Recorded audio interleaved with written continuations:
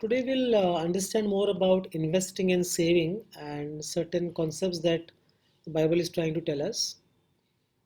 Uh, there are a few quotes in the Bible which encourage us to save and invest. Rather, save. Plans of the diligent lead to profit as surely as haste leads to poverty. You know? So basically, this proverb saying is saying that be diligent in the way you save, be diligent in the way uh, manage your money, because those who are able to do diligently, they will benefit in the long run. Those who make hasty decisions, who want to achieve everything instantly, they will face problems. Proverbs 21:20. There is treasure to be desired and oil in the dwelling of the wise, but a foolish man spendeth it up.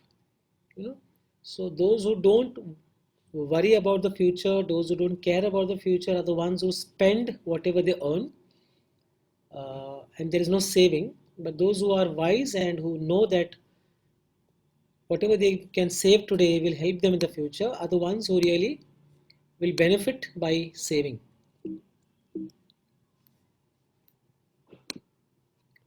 The Bible never condemns money itself, only the misuse or the wrong attitude towards it. For the love of money is a root of all sorts of evil. This particular quote has been misunderstood by many. That is why largely we see many of our Catholics being content with whatever they have. I'm not saying don't be content. I'm saying that we have so much of talent within ourselves. There are people who can grow from a 5 employee to a 100 employee. They have the potential. There are people who can get better jobs, they are better skilled, but moment they become content with what they have. Now, content does not really mean running after money, you know, not running after money. Content does not just mean that whatever you have, be happy with it. Uh, so basically, we are saying that use your talents in the right manner. And of course, the Bible also speaks about giving, right? Who can give? Somebody who's got abundant, who is in abundance can give. And that is also one of the teachings which a gospel gives us, a Bible tells us about that be generous towards others, right? So, this particular quote, money is a root of all evil, is slightly misunderstood. It only tells us that don't completely focus your life on money. Okay, there are several aspects that you need to focus on. Money is one of them, and if you day and night only think about earning money, growing money, you know multiplying your money, how to become rich fast, all the time talking about material things, that is the root cause of all evil. The intention of earning a good amount of money, intention of earning wealth, creating wealth, not only to satisfy yours and family's requirement, but also to help others, is a noble thought. So Bible does not tell us not to do that. So this particular quote actually has been misunderstood, but to put in the right perspective, God has also said, right, that ask and you will receive. So we continue with our efforts in using our talents in the right manner. We should continue aiming at creating wealth with the intention of helping others and also providing a good quality of life for our family. Jesus clarifies in the parable of the rich man who laid up treasures for himself. Okay, so this is a very apt way in which Jesus had clarified in this parable. The land of a certain rich man was very productive, and he began reasoning to himself, saying, "What shall I do, since I have no place to store my crops?" And he said, "This is what I will do. I will tear down my barns and build larger ones." This is basically saying I have a bigger house, but that is not good enough for me. Now I have got so much of money. Let me break and let me build a mansion. And there I will store all my grain and my goods. Grain and my goods reflects the material things we are talking about. Acquiring luxurious cars, buying the most expensive things, at home. All I will say to my soul, soul, you have many goods laid up for many years to come. Take your ease, eat, drink, and be merry. But God said to him, you fool, this very night your soul is required of you. And now, who will own what you have prepared? So is the man who lays up treasures for himself and is not rich towards God. For where your treasure is, there your heart will be. Yeah.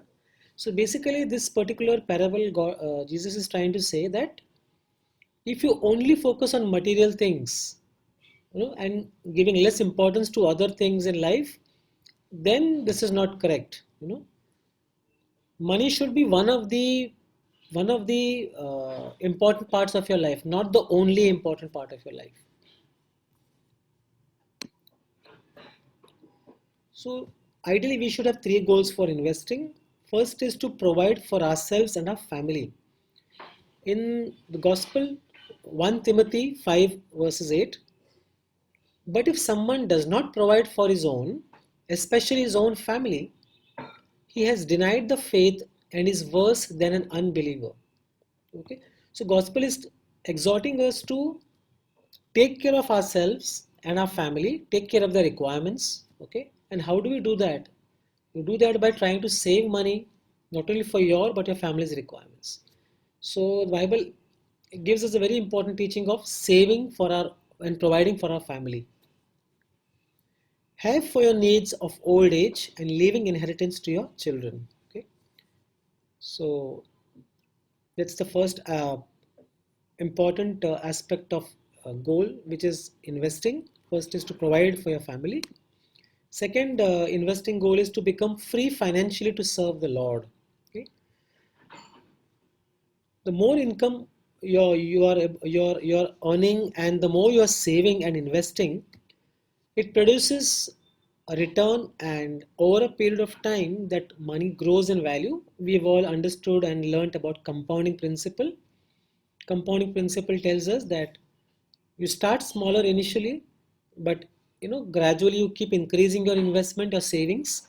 Your income is increasing and you're increasing your savings and investment also. Over a period of time, if you continue to do that diligently, over a 10-15 year period or 20-year period, you are able to create and compound your wealth in such a manner that you can become free from all kinds of requirement for earning income. There are so many people who plan in a manner that they are able to retire much earlier than the traditional age of 58 or 60, and then they get time to contribute time to society. They want to pursue their dreams. They want to pursue certain things that are very close to their heart. I know people who always keep saying that probably if I am able to retire early, I can spend some time spending time in teaching underprivileged kids. I can spend some time giving my time to certain NGOs who are looking after old age people, who are looking after. I would like to partake in the social issues, civic issues, etc. So there are so many things that you could do if you are able to be free financially, and you can serve the Lord in a better manner. Third is to avoid debt in family or business. The goal of investing is actually to create a kind of investment, a kind of corpus which can prevent you from taking loans and getting into debt. Some loans are fine, as we discussed in our earlier session, that there are certain good loans which, when taken at the right time at a particular age, we have enough time to pay them back. And this third goal of investing is telling us that wherever possible, we can avoid taking loans so that we don't fall under that burden and we're not able to serve the Lord in a better manner. Okay. What are the unacceptable investment goals? As we are saying that the unacceptable goal is that the only single desire to become rich and wealthy. Okay. Becoming rich is not, aiming to become rich is not bad, but the whole, if that becomes the whole purpose of your life, of your existence, that is not good, because then we only focus on ways and means of how to become rich. So be careful not to get obsessed by becoming rich. Plan to create wealth in a very diligent manner, systematic manner. Create a time frame over which you have certain plans of how to save and how to invest so that there is enough money for you, for your family. You know, invest in the right manner. All that is fine, but the motive should not be only to become rich. Okay, those who want to get rich fall into temptation and a trap and into many foolish and harmful desires that plunge people into ruin and destruction. Okay?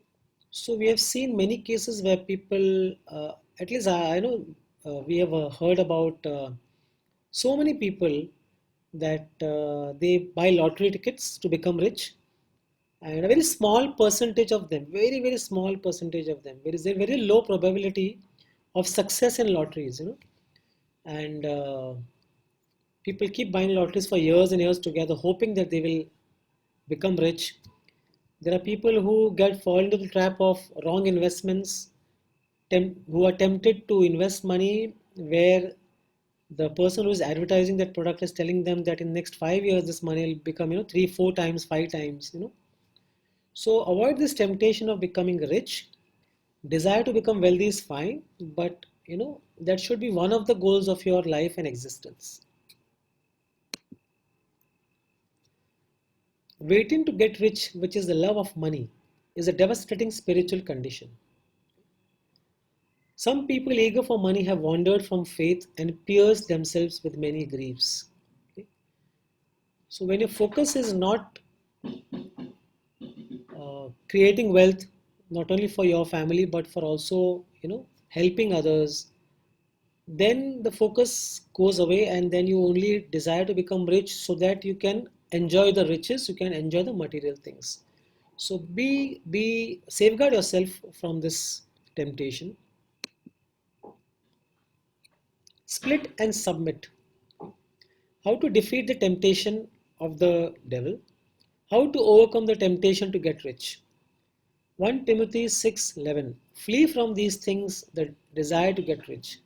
You man of God, and pursue righteousness, godliness, faith, love, perseverance, and gentleness. We have seen many of our Christian brothers and sisters who have done very well for themselves professionally, not only in jobs that they are doing. There are so many of our Christian brothers and sisters working in various government organizations, and they have done well for themselves, not uh, uh, getting succumb to the temptation of corruption.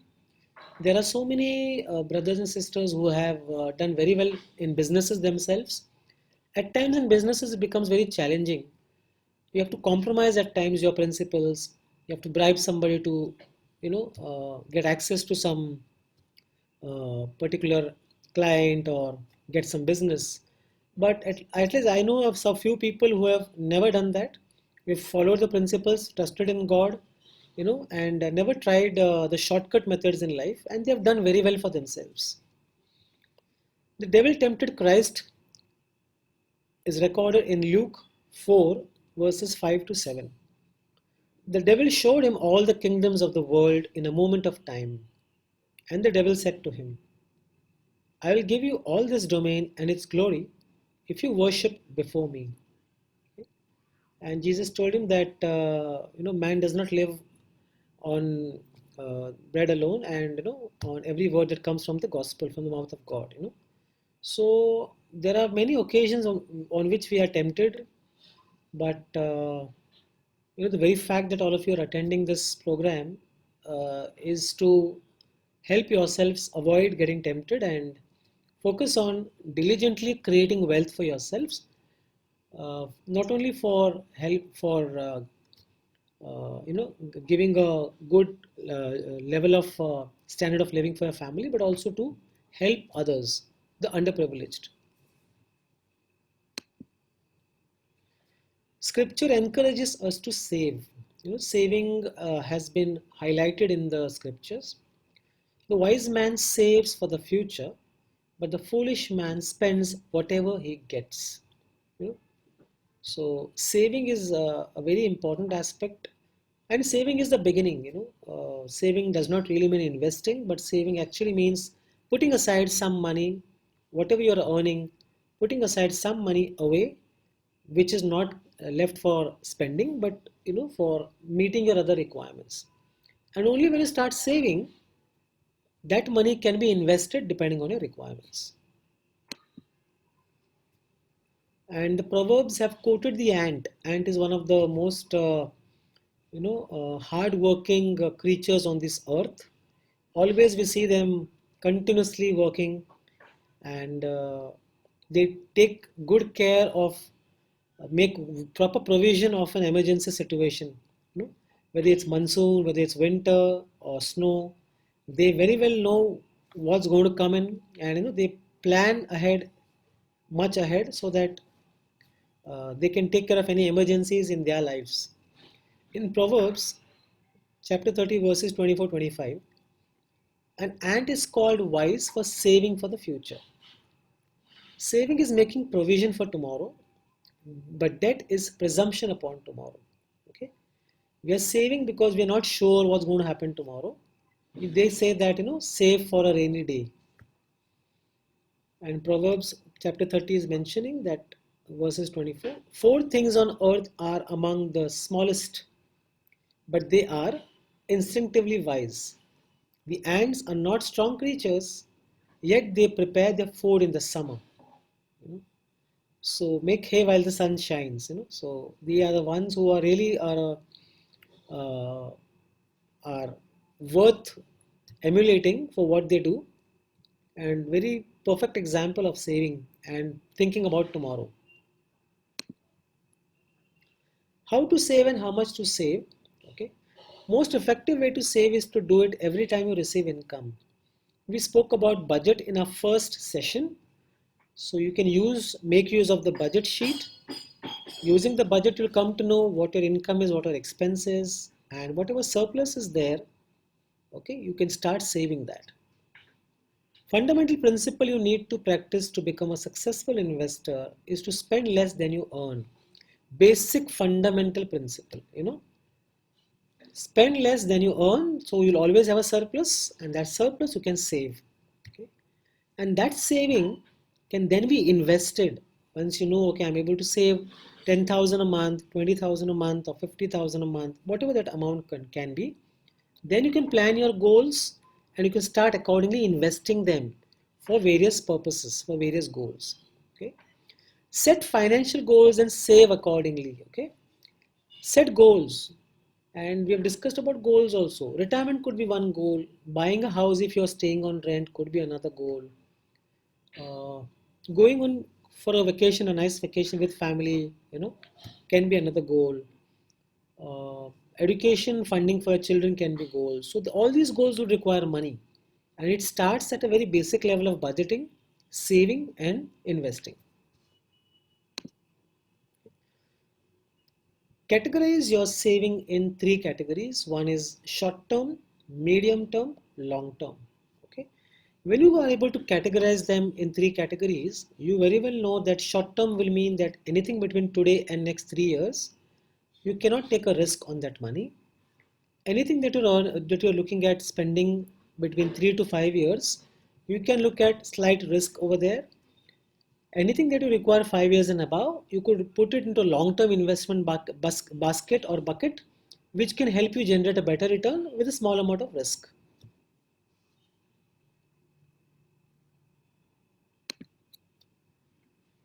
Investing. Some people place some of their savings in investments in the hope of receiving an income or growth in value. Yeah. So investing basically means that you are expecting some return.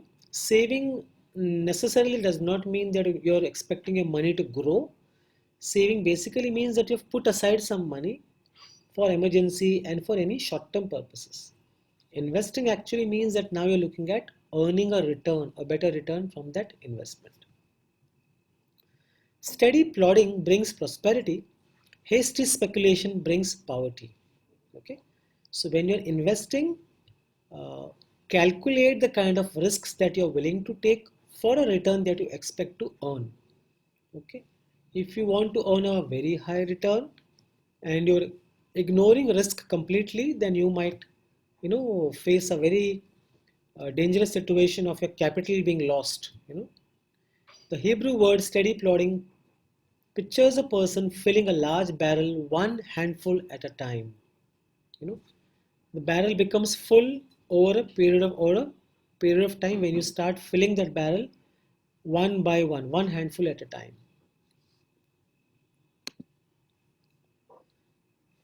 Now, there is a quote in Ecclesiastes chapter 5, 13 to 15. There is another serious problem I have seen everywhere. Savings are put into risky investments that turn sour. Soon there is nothing left to pass on to one's son. The man who speculates is soon back to where he began with nothing. Okay? What this quote means is it does not tell you that don't invest in investments which have risk. It basically tells you that don't invest in places which you don't understand, which you are not aware of completely. If you are going to invest in something, try and understand what is the risk involved, how does that investment behave, and then invest. Don't invest for quick gain or quick money. We are all aware of the current situation where cryptocurrency is, a craze with a certain section of the people looking at the uh, astronomical growth that this particular asset has given in the last few years. Everybody thought, or rather, those people who have invested thought that even they can be part of this trend and they can also earn a better return. But we have all seen this is a very highly volatile asset, and sometimes it goes up, sometimes it falls drastically, and there is no asset to cover this. For example, you can buy gold bonds and there is a gold asset which is covering the gold bond. You can buy gold mutual funds because there is a gold asset which is covering those mutual funds, but there is nothing which covers cryptocurrency. Okay, so it's a very highly risky asset, and that is something which you need to avoid. Day trading of shares, I've seen people doing day trading. There was a period in the last year when post the COVID fall, the market started going up in only one direction. That time, a lot of day traders made a lot of money, and that could give them a confidence that they can continue doing that continuously without much knowledge. So that's a fallacy. That's speculation. So the gospel is telling us that don't get into speculation. If you understand a certain product, if you understand investing in shares, doesn't matter. If you understand investing in mutual funds, doesn't matter. If there's any other category of asset which you understand very well, and there is some asset value attached to that particular asset, you can invest. But speculation is something which you should avoid, and especially if you don't understand anything about that investment, what are the risks involved in that investment, then you should avoid those investments. Okay, diversification is another aspect which the gospel is talking about. Ecclesiastes chapter 11 verses 2, give a portion to seven, yes, even to eight, for you don't know what evil will be on the earth. So you share your possession properly. Keep it divided in such a manner that if some of the portions get lost, you still have something to fall back on. You know, don't put all your eggs in one basket, which means you're risking your entire money in one particular asset. That's why diversification, dividing your money in different investment baskets, category of investments, can help you diversify.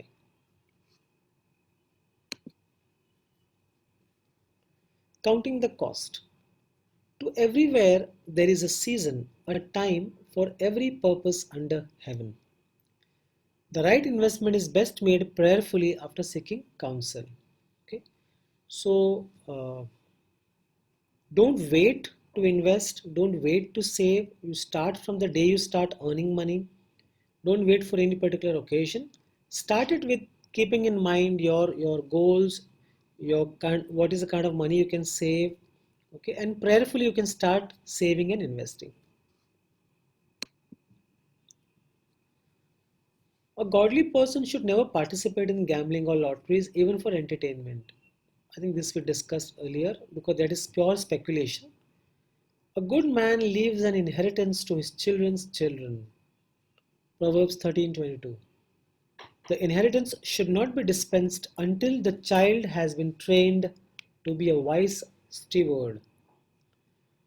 There are many people who write a will in the name of their children. There are many people who bequeath everything to their children. But that is a good thing to do if whenever you have assets and you are creating a will so that people behind after you don't have to struggle to get the money that you have invested and if the wealth that you have created. But it's also important to teach your children how to manage that money. So teaching finance to your children also is a responsibility. The inheritance should not be dispensed until the child has been trained to be a wise steward. So even that responsibility to train our children is on us. Otherwise, that wealth that has been bequeathed to our children can be squandered away in no time. Properly prepare will or revocable living trust, as Isaiah told Hezekiah. Just thus says the Lord, set your house in order, for you shall die one day. Everybody of us are going to leave this earth someday or the other. But should we wait for that last day when we don't know what time, what hour we will leave this earth? Should we wait for that occasion or should we do that much in advance? So ideally, if you have assets, you can always make a simple will, even if you do a handwritten will is accepted in court of law. Okay, so ideally prepare a list of assets that you own, and this I think we have discussed in our chapter 1, first session, where I have given you certain formats where you can actually make a list of all the assets that you own, the mode of holding, the value of the assets, even loans if you have given to someone or taken from someone, you need to mention those things and you need to mention the beneficiaries of those investments in the form of a will. Instructions for those who are wealthy: do not be conceited. Wealthy naturally tends to produce pride. If you are wealthy, the Lord is not angry or surprised. Rather, He intentionally entrusted it to you for a purpose. Okay? So the money has actually been given to you with a purpose, and every one of us has got some purpose and some mission in life. Wealth often leads to conceit. The rich man is to glory in his humiliation because, like flowering grass, he will pass away. Charge them that are rich in this world that they may not high minded. Okay? So, wealth typically can bring pride in us, arrogance in us. Uh, so, it's a very conscious call for us. We all want to create wealth, but if that wealth comes with a purpose in mind to help others, to share our riches with those who are not well to do, those who are struggling with their finances, those who need financial support, genuinely need financial support, if we can help them with that wealth that we are creating, then being wealthy is not a sin, or it's not a goal not to pursue.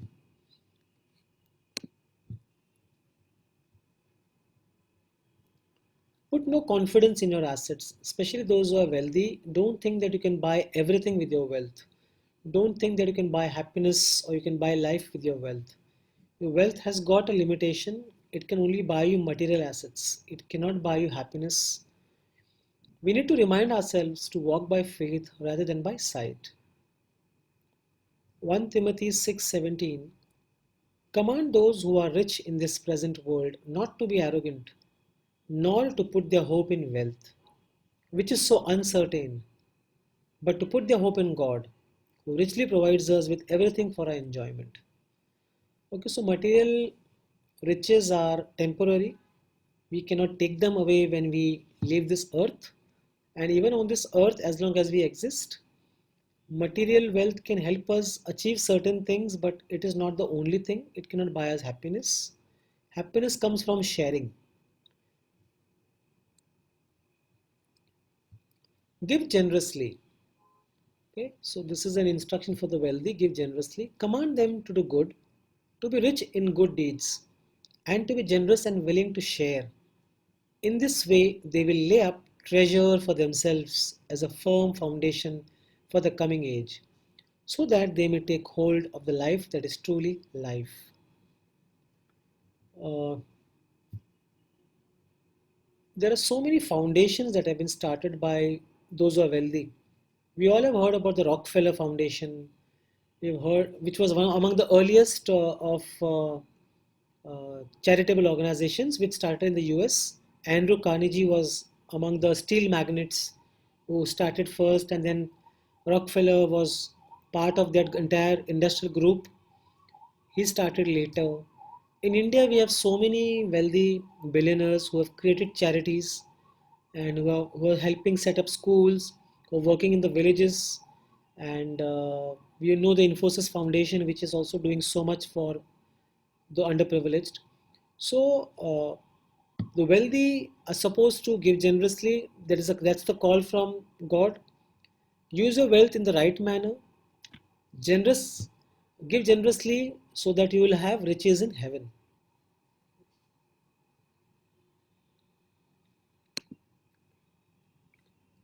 Let me take you through a summary of the today's session through this video.